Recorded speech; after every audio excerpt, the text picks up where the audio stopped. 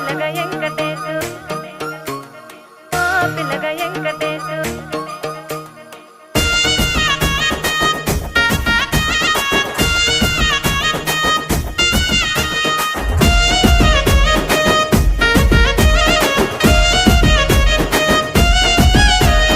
సిద్ధిరాల మనసు నాది చిన్నగా పోతుంటావో చూడక పోతుంటావో ఇంట్లో చిన్నదాన్ని నేను సిద్ధిరాల